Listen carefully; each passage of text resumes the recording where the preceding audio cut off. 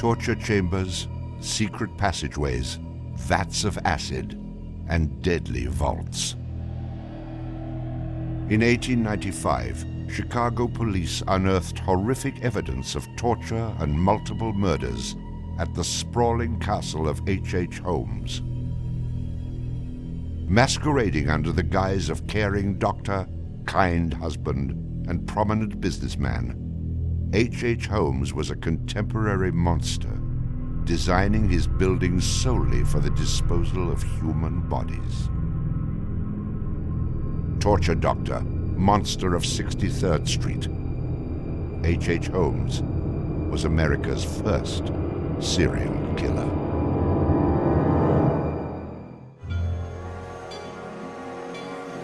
Just south of Chicago, the suburb of Englewood was thriving with commerce. The train station itself had 9 leading lines of railway and over 100 trains stopping there every day. No other suburb of Chicago had this luxury. Dr. Henry Howard Holmes, a pleasure to meet you. Arriving in Chicago, Holmes finds work immediately at the E.S. Holton drugstore, located at the southeast corner of 63rd and Wallace in Englewood. Several months later, Everett Holton dies of supposed natural causes. Then Claire Holton, his wife, disappears after selling the drugstore to Holmes. Owning the drugstore, Holmes had a steady flow of cash. He would often purchase and resell goods and properties under his numerous aliases. In addition to scamming creditors, Holmes obtained his funds from other phony inventions, such as a mineral water elixir, which in reality was obtained from the city's water supply. 1888, Holmes secures a lease on the vacant property across the street from the drugstore, the southwest corner of 63rd and Wallace. It is here that Holmes will make his horrific dreams come true. He will construct a building for which the entire world will remember him. Fantasies start very young, and so what he did then was he took a step furtherance of his fantasies to make it reality. And probably, if we had done a little bit of investigation back then, we would have seen things like his plans, but not just plans for a building, because we'd expect to see architectural plans, but plans for his torture rooms. For the suburb of Englewood, the building Holmes is erecting at 63rd and Wallace is a massive construction project. Day after day, passers-by stop to gaze at the spectacle of the many laborers working together to create a magnificent new edifice in their neighborhood. Englewood residents were so impressed with the massive building that they named it the Castle. From its outward appearance, it seemed rather normal. But like the duality of Holmes, the exterior and interior of the building were extremely different. Holmes himself was the architect of the building. He was the only one who knew its design. There was this constant turnover of workers on the building. He would hire a mason to put in a wall and then fire the guy, or hire somebody to put in part of a staircase and then fire him. And there seemed to be several very sinister reasons behind that. One was he managed not to pay a lot of these people because he was always claiming that they were doing incompetent work. But the other, much more insidious reason was that no one except him really had a clear idea of what the structure of the interior of the house was. He had a huge bank vault installed in one of the rooms. And the way he did it was he put the vault in first while the building was under construction, and then built the room around it. And he bought this thing on credit and then refused to pay for it. The bank company said they were going to repossess the vault. Holmes said, well, come on in and do, but if you damage my building in any way, I'm going to sue you for everything you're worth. The bottom floor of the castle housed a pharmacy, jewelry store, barber shop, restaurant, and a blacksmith shop. Behind this innocent facade was a Gothic house of horrors designed by the mind of a monster.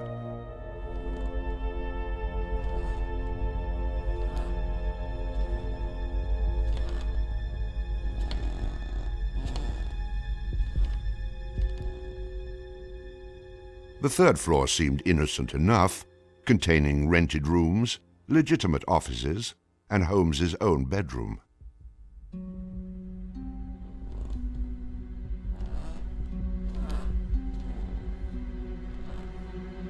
But it was the second floor that contained 35 rooms, many specifically designed as killing chambers.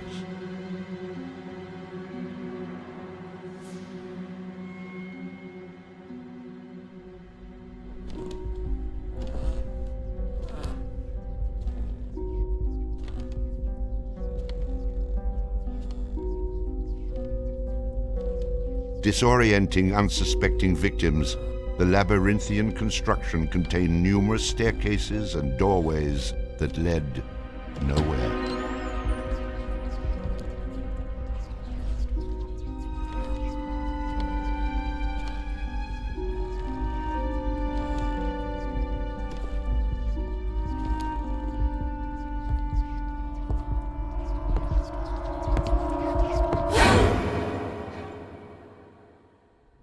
For a quick method of hiding a victim's body, a concealed greased chute and trapdoor led directly into the basement of the castle.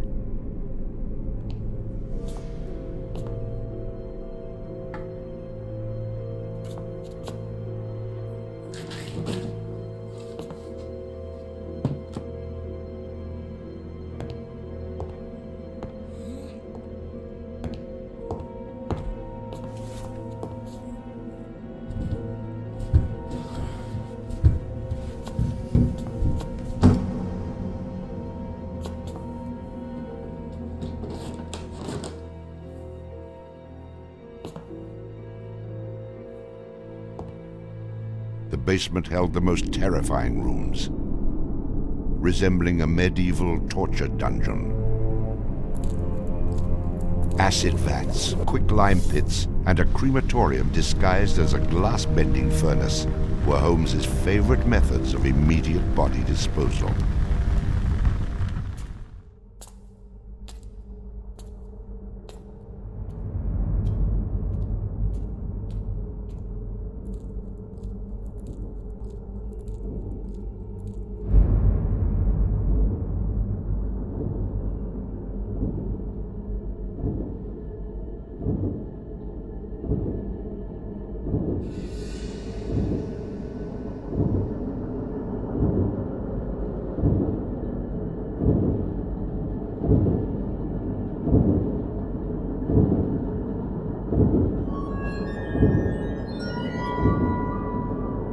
After cleaning and mounting their bones, Holmes would profit from his victims by selling their skeletons to local medical schools and universities.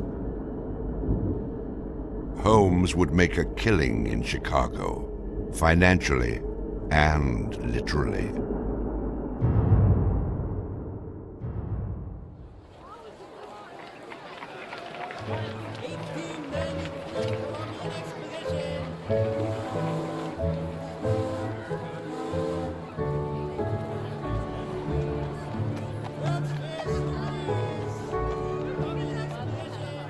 May 1st, 1893, the World's Columbian Exposition is open to the public in Chicago. Spanning 600 acres, sprawled out along beautiful Lake Michigan, the magnificent fair is a monumental sight to behold. Over 20 million people from around the world would attend the dazzling World's Fair between May 1st and October 30th, 1893.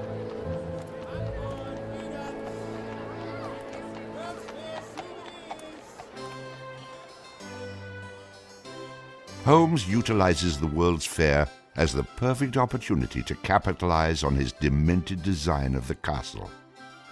Located only a few miles from the World's Fair, Holmes's castle was perfect lodging for tourists. Holmes decides to rent rooms to visitors of the fair. He entirely renovates the upper floors of the castle, bringing in the most modern furnishings and luxuries, all purchased on credit, which Holmes had no intention of repaying. In addition to placing newspaper ads for rooms to rent, Holmes visited the fair with several of Benjamin Peitzel's children, preying on elderly women who flaunted their wealth, making sure he invited them back to the castle for a warm night's stay in a soft bed. They're not calling their relatives, telling them where they're at. They just know that they're going to Chicago to see the Columbian Exposition. Perfect victims, because they're unknown in the city. Their relatives, wherever they came from, know that they were coming to Chicago, and they never came back. Now, how do you start to find them? They don't even know where they stayed. Perfect, easy victims. I'm sure some of them got in and out of his place with no problem. And others, they walked in and they never checked out. Some of the rooms had been completely lined with asbestos to make them soundproof. Hidden in Holmes's office was a master control panel which connected to gas lines leading into airtight sleeping chambers. Holmes would lead his victims into the rooms, lock them in, and turn on the gas, asphyxiating them while watching their demise. Let me out! Holmes, let me out, please! Holmes!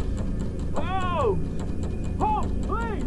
Holmes! At the height of the World's Fair, Holmes masterfully juggles his castle businesses, renting rooms, dodging creditors, selling skeletons, and attending to the needs of the many women in his life. I have had many young ladies in my employ, most of whom are still living in and about Chicago, whose parents and friends know only too well that far from being their seducer, I have done much to materially help them in their narrow lives. Being a personable, attractive young doctor and businessman, Holmes won the hearts of many women throughout his life. At one point, Holmes managed to secretly have 3 wives, each never knowing of the others. In 1890, Julia Connor became Holmes's employee and mistress, living at the castle with her daughter Pearl. When she became pregnant and demanded marriage, Holmes agreed on the condition that she allowed him to perform an abortion on her. She agreed. Neither Julia nor her daughter Pearl were ever seen again. Just a week later, Holmes sold a clean, articulated skeleton to the Hahnemann Medical College for nearly $200. In 1892, Holmes acquired another mistress, Emmeline Sigrand, and employed her as private secretary. Holmes sent Emmeline into the vault to retrieve some papers and sealed it, suffocating her to death. Several weeks later, the University of Chicago acquired a female skeleton from Dr. Holmes. In 1893, Minnie Williams became Holmes's new private secretary and eventually his mistress. Minnie was the beneficiary of a property in Fort Worth, Texas, valued at over $40,000. Holmes murdered Minnie and her younger sister Nanny after having Minnie sign over the Fort Worth property to him. In 1894, Georgiana Yoke became Holmes's 3rd wife. He married her under the name Henry Mansfield Howard. Like his other legitimate wives, Georgiana lived out her entire life. On July 19, 1895, Chicago police enter the Holmes castle. The world would now learn of the horrors that the castle had kept secret for so very long.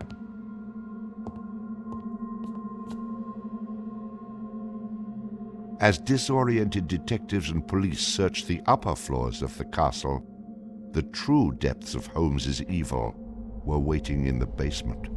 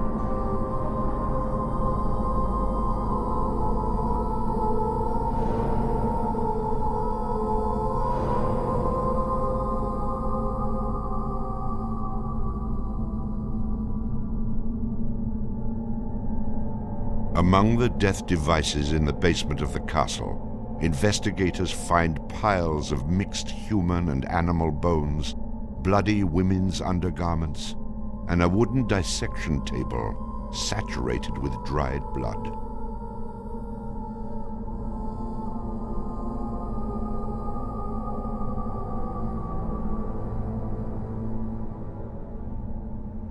Chicago police were inundated with names of people reported missing from the World's Fair. 50 missing people were eventually traced to the Castle of Horrors. The evidence, blood and bones found in the basement posed a problem for 19th century criminal investigative techniques. It was very difficult to go and identify even the bones as being human in origin, because with the very small fragments you didn't have enough of the identifying characteristics to be able to make that ID.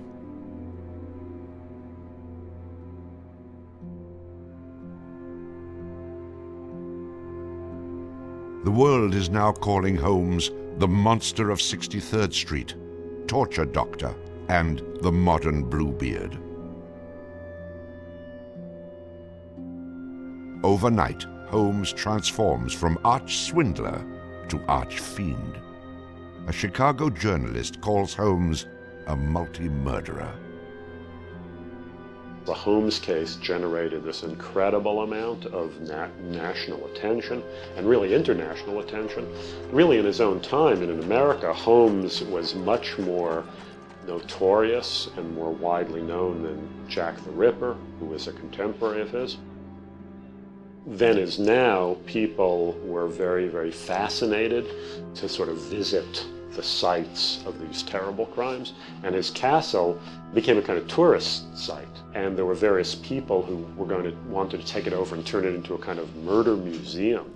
And then just before some impresario was about to make it again into this tourist attraction, it burnt down. Somebody burnt it down. I mean, it could have been, who knows, some outraged citizen who didn't want this to become some very morbid tourist attraction.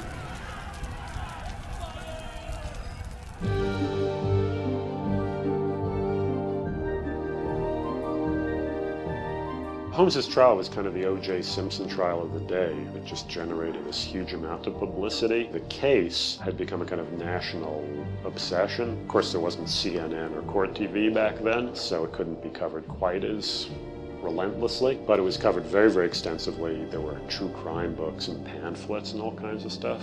And Holmes himself had become a sort of folk figure almost, you know, the sort of national boogeyman.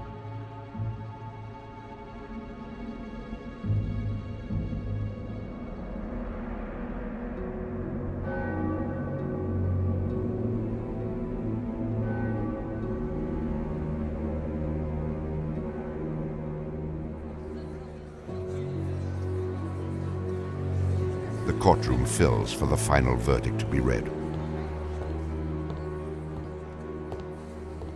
Holmes becomes extremely nervous when not one of the jury members looks at him. In his entire criminal career, this is the moment Holmes never believed would occur. He is found guilty of murder in the first degree. Herman Webster Mudgett, alias H.H. Holmes, would be hanged on May 7th, 1896.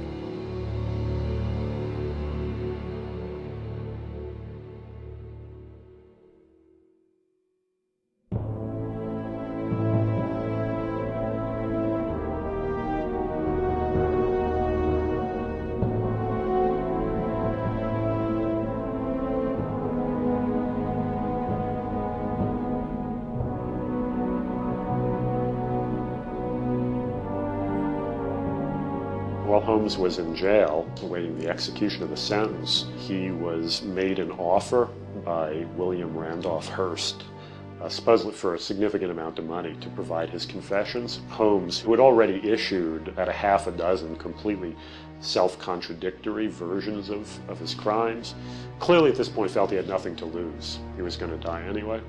In this confession, he did a complete about-face and portrayed himself as the worst monster who ever lived. He just basically confessed to every crime anybody had ever suspected him of and threw in a few more for good measure. He's reliving the fantasies after the fact now. He's reliving the fantasies of things that he did.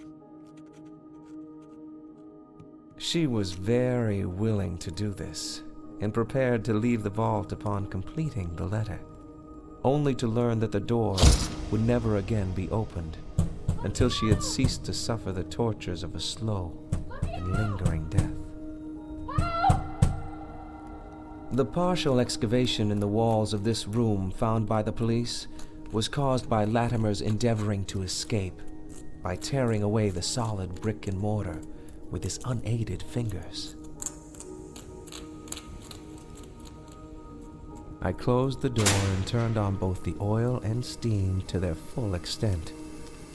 In a short time, not even the bones of my victim remained. It was the footprint of Nanny Williams that was found upon the painted surface of the vault door, made during her violent struggles before death. Only one difficulty presented itself. It was necessary for me to kill him in such a manner that no struggle or movement of his body should occur. I overcame this difficulty by first binding him hand and foot, and having done this, I proceeded to burn him alive by saturating his clothing and his face with benzene and igniting it with a match. As soon as he had ceased to breathe, I cut his body into pieces, and by the combined use of gas and corn cobs, proceeded to burn it with as little feeling as though it had been some inanimate object. I immediately took them to the Vincent Street house and compelled them to get within the large trunk, through the cover of which I had made a small opening and ended their lives by connecting the gas with the trunk. Then came the opening of the trunk and the viewing of their little blackened and distorted faces. Then the digging of their shallow graves in the basement of the house, the ruthless stripping off of their clothing, and the burial without a particle of covering save the cold earth.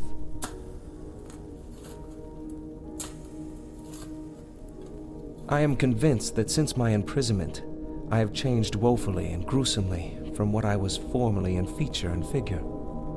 My features are assuming a pronounced satanical cast. My head and face are gradually assuming an elongated shape.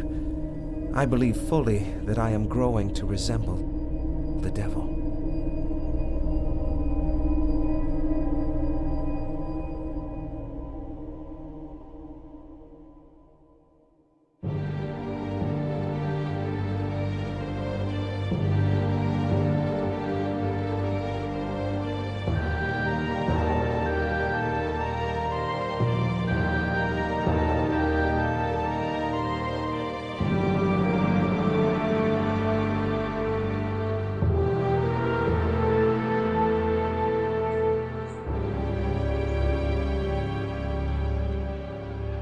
On the gallows, just before he died, he recanted.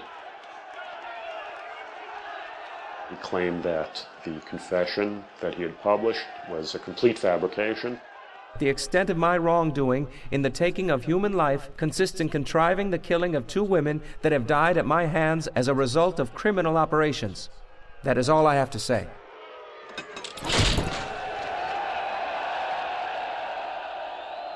H.H. Holmes is hanged on Thursday, May 7th, 1896, just 9 days before his 35th birthday.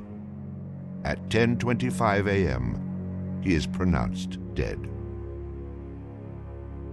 He was very concerned that after his execution, his body would be dug up either by medical men seeking to dissect his brain and find out what made him tick, or just ghoulish sort of, souvenir hunters. And he requested that he be buried within a big slab of concrete, which he actually was. One of the things about Holmes is that nobody knows for sure how many people he actually killed. Although in my researches, which were pretty, I feel, thorough and extensive, it seemed very clear to me that he murdered at least 9 people. There have been stories that he killed 50, 100, countless people, particularly in Chicago at the height of the World's Fair.